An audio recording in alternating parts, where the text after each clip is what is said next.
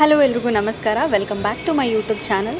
ಈ ಒಂದು ವಿಡಿಯೋದಲ್ಲಿ ನಾನು ನನ್ನ ಮೊದಲನೇ ಅಂದರೆ ಮದುವೆ ಆದಮೇಲೆ ನನ್ನ ಮೊದಲ ದೀಪಾವಳಿಯ ಸ್ಪೆಷಲ್ ಹಬ್ಬದ ಬಗ್ಗೆ ಹೇಳಕ್ಕೆ ಹೊರಟಿದ್ದೀನಿ.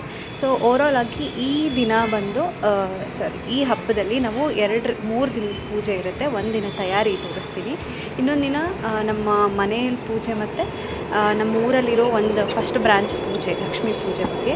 ನೆಕ್ಸ್ಟ್ ದಿನ ನಾವು ನಮ್ಮದು ಹೊಸ ಬ್ರಾಂಚ್ ರೀಸೆಂಟಾಗಿ ಓಪನ್ ಮಾಡಿದ್ದೀವಿ ಬಾದಾಮಿ ತಾಲೂಕು ಎಂಡಿಗೆರೆಯಲ್ಲಿ. ಸೊ ಅಲ್ಲಿ ಯಾವ ಥರ ಪೂಜೆ ಮಾಡಿದ್ವಿ ಅದ್ರ ಬಗ್ಗೆ ಎಲ್ಲ ಎಕ್ಸ್ಪ್ಲೇನ್ ಮಾಡ್ತಾ ಇರ್ತೀನಿ. So let's get start. ಚತುರ್ದಶಿ ಹಿಂದಿನ ದಿನ ನಾನು ಬೆಂಗಳೂರು ಬಿಟ್ಟು ಊರಿಗೆ ಹೋಗಿದ್ದು. ಅಂದರೆ ಚತುರ್ದಶಿ ದಿನ ನಾನು ನಮ್ಮ ಊರಿಗೆ ಹೋಗಿದ್ದೆ, ಅಂದರೆ ಚಿಕ್ಕೂರಿಗೆ. ಸೊ ಅವತ್ತು ಹೋದ ತಕ್ಷಣಕ್ಕೆ ಸ್ನಾನ ಮಾಡಿ ದೇವ್ರ ಪೂಜೆ ಎಲ್ಲ ಮುಗಿಸಿ ನಾಷ್ಟ ಮಾಡ್ಕೊಂಡ್ವಿ. ಅವಲಕ್ಕಿ, ಮೊಸರು, ಖೋವಾ ತಿಂತಾಯಿದ್ದೀವಿ.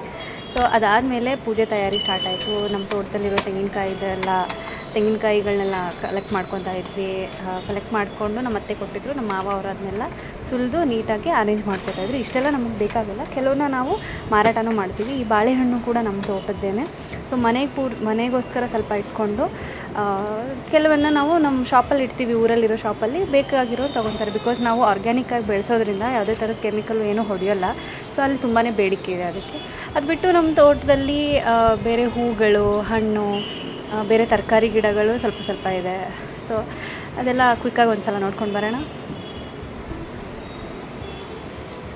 ಪೂಜೆ ತಯಾರಿಗೆಲ್ಲ ಹೂವು, ಕಾಯಿ, ಹಣ್ಣು ಎಲ್ಲ ರೆಡಿ ಮಾಡಿಕೊಂಡು ಹೂವೆಲ್ಲ ತರಿಸಿದ್ವಿ. ಸೊ ಬಿಚ್ಚು ಹೂ ತರಿಸಿದ್ರಿಂದ ಚೆಂಡು ಹೂನ ಅಲ್ಲೇ ಊರಲ್ಲೇ ಬೆಳೀತಾರೆ ಬೇರೆಯವರು. ಸೊ ಅವ್ರ ಕಡೆಯಿಂದ ನಾವು 1 kg ಹೂ ಈ ಥರ ತರಿಸಿ 2 kg ಹೂ ತರಿಸಿದ್ವಿ.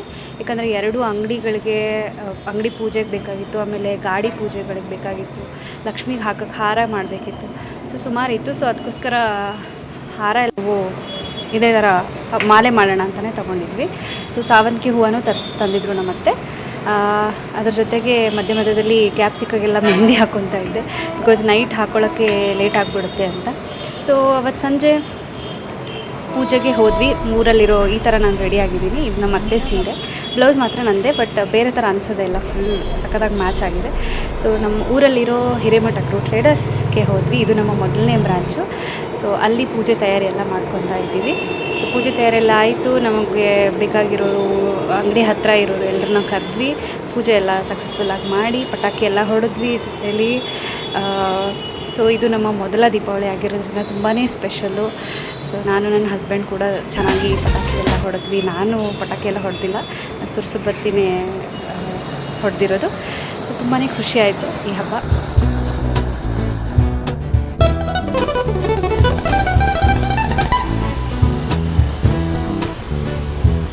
ಪಟಾಕಿ ಎಲ್ಲ ಹೊಡೆದು ಮನೆಗೆ ಬಂದು ಮನೇಲಿ ಎಲ್ಲ ಕಡೆ ದೀಪ ಎಲ್ಲ ಹಚ್ಚಿ ನಾನು ದೀಪಗಳನ್ನ ಹಿಡ್ಕೊಂಡು 1-2 ಫೋಟೋಸ್ ತೆಗೆದೆ. ಇದು ಮ್ಯಾಂಡೇಟರಿ ಅಂತ ತಿಳ್ಕೊಂಡು. ಸೊ ಫೋಟೋಗ್ರಾಫರ್ ಬಂದು ನಮ್ಮ ಯಜಮಾನ್ರು ಚೆನ್ನಾಗಿ ಫೋಟೋ ತೆಗೆದಿದ್ದಾರೆ, ಥ್ಯಾಂಕ್ ಯು. ಸೊ ಈ ಪೂಜೆ ಎಲ್ಲ ಆದಮೇಲೆ ಮರುದಿನ ಪಾಡ್ಯ, ದೀಪಾವಳಿಯ ಪಾಡ್ಯ ದಿನ ಕೂಡ ವಿಶೇಷ ಪೂಜೆ ಇರುತ್ತೆ. ಸೊ ಅದು ಬಂದು ನಮ್ಮದು ಇನ್ನೊಂದು ಬ್ರಾಂಚಲ್ಲಿ ನಾವು ಲಕ್ಷ್ಮೀ ಪೂಜೆನ ಇಟ್ಕೊಂಡಿದ್ವಿ. ಸೊ ಆ ಪೂಜೆಗೆಲ್ಲ ತಯಾರಿ ಮಾಡ್ಕೊಂಡ್ವಿ. ಸೊ ಮಾರ್ನಿಂಗ್ ಎದ್ದು ರಂಗೋಲಿ ಹಾಕಿ ಪಾಂಡವರನ್ನ ಮಾಡ್ತೀವಿ ನಾವು. ಸೊ ಇದೊಂದು ಮಹಾಭಾರತದ ರಿಲೇಟೆಡ್ ಸ್ಟೋರಿ. ಸೊ ಇವತ್ತಿನ ದಿನವನ್ನು ಪಾಂಡವರು ಅಜ್ಞಾತವಾಸ ಎಲ್ಲವನ್ನು ಸಕ್ಸಸ್ಫುಲಿ ಮುಗಿಸಿ ಮರಳಿ ಅವರ ರಾಜ್ಯಕ್ಕೆ ಬಂದಂಥ ದಿನ. ಸೊ ಅವರ ಸಕ್ಸಸ್ಸನ್ನು ಸೆಲೆಬ್ರೇಟ್ ಮಾಡೋಕ್ಕೆ ಈ ದಿನ ಆಚರಿಸ್ತಾರೆ.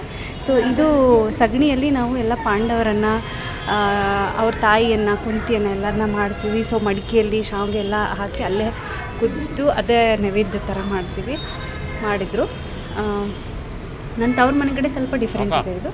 ಸೊ ಇಲ್ಲಿ ಈ ಥರ ಮಾಡ್ತಾರೆ. ಸೊ ನಾನೇ ರಂಗೋಲಿ ಹಾಕ್ತಾಯಿದ್ದೆ ಮಾರ್ನಿಂಗ್ ಎದ್ದು. ಸೊ ಎಲ್ಲ ರೆಡಿಯಾಗಿ ಎಲ್ಲ ಅಡುಗೆ ಎಲ್ಲನೂ ಮಾಡಿಕೊಂಡು ಇಲ್ಲಿಂದನೇ ಅಡುಗೆ ಮಾಡಿಕೊಂಡು ನಾವು ಅಲ್ಲಿ ತೊಗೊಂಡು ಹೋದ್ವಿ. ಸೊ ಹೋಗ್ತಾಯಿದ್ದೀವಿ ನಾವು. ನಮ್ಮ ಯಜಮಾನರು, ನಮ್ಮ ಅತ್ತೆ ಇದ್ದಾರೆ ಹಿಂದೆ. ಸೊ ಇಲ್ಲಿ ಬರೋಷ್ಟರಲ್ಲಿ ಎಲ್ಲ ಪೂಜೆ ತಯಾರಿ ಎಲ್ಲ ಮಾಡ್ಕೊತಾಯಿದ್ರು, ಅಂಗಡಿಗೆ ಅಲಂಕಾರ ಎಲ್ಲ ಮಾಡ್ತಾಯಿದ್ರು. ಸೊ ನಾವು ಪೂಜೆ ತಯಾರಿ ಸಾಮಾನುಗಳನ್ನ ಇಟ್ಕೊಂಡಿದ್ದೀವಿ.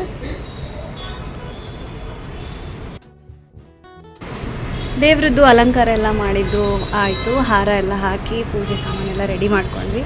ಸೊ ನಮ್ಮ ನಾದಿನಿ ಬಂದಿದ್ದರು, ಅಂದರೆ ನನ್ನ ಹಸ್ಬೆಂಡ್ ಅವರ ಸೋದರ ಮಾವನ ಹೆಂಡತಿ, ಅಂದರೆ ಅವರಿಗೆ ತಂಗಿ ಥರ. ಸೊ ಅವ್ರು ನಮ್ಮ ಮನೆ ಹೆಣ್ಮಗಳು ಥರ. ಸೊ ಇವರೇ ಅವರು.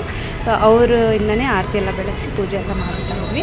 ಸೊ ಎಲ್ಲರೂ ಚೆನ್ನಾಗಿ ಸಾಂಗ್ಸ್ ಎಲ್ಲ ಹಾಡಿದ್ವಿ. ನಮ್ಮ ಮಾವನವರು ಸಖತ್ತಾಗಿ ಸಾಂಗ್ ಹಾಡಿದ್ರು, ನಾನು ಕೂಡ ಹಾಡಿದೆ. जय जय तू जगज्जननी बगलांबेगे ते मङ्गलं नित्य शुभमङ्गल जयतु जगज्जननी बगलाम्बेगे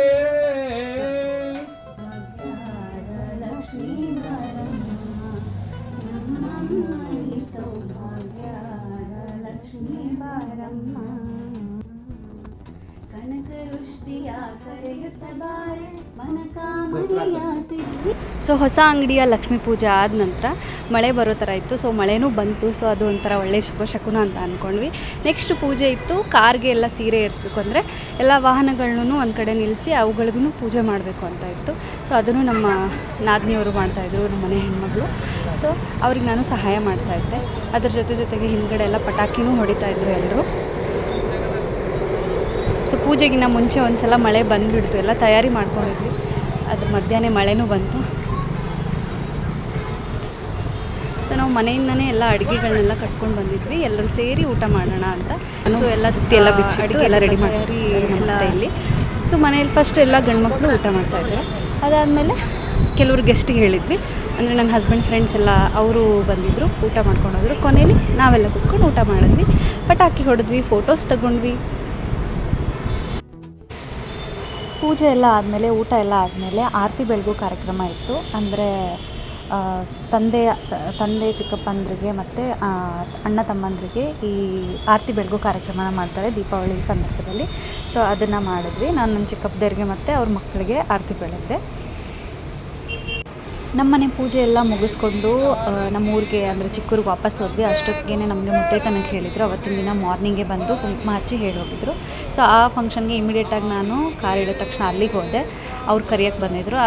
ಅದೇ ಪೂಜೆಗೆ ನನ್ನನ್ನು ಮುತ್ತೈದೆಯಾಗಿ ಕರೆದಿದ್ರು. ನಮ್ಮ ಮಾವನವ್ರನ್ನ ಪೂಜೆ ಮಾಡೋಕ್ಕೆ ಕರೆದಿದ್ರು.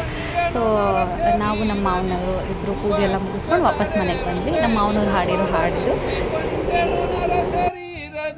ಅಂಬುಕೇಶನ ರಾಣಿ ಶರಣರ ಬಿಂಬದೋಣಲಿದಾಡುವ ಜನನಿಗೆ ಅಂಬಾಗಾರತಿಯನ್ನು ದೇವಿಗಾರತಿಯನ್ನು ರಂಬೇರು ಬೆಳಗಿರೆ ಶುಂಭನಿ ಶುಂಭಾರಿಗೆ ಶಾಂಭವಿಗೆ ಓಂ ಚೈತನ್ಯಂ ಶಾಶ್ವತಂ ಶಾಂತಂ ವಿಮಾತೀತಂ ನಿರಂಜನಂ ನಾದಬಿಂದು ಕಲಾತೀತಂ ತಸ್ಮೈ ಶ್ರೀ ಗುರುವೇ ನಮಃ. ಜೈ ಮಂಗಲಂ ಜೈ ನಮಃ ಪಾರ್ವತಿ ಶಿವರ ಐಕ್ಯಗಳು ಮಾಡಿದ್ರಿ.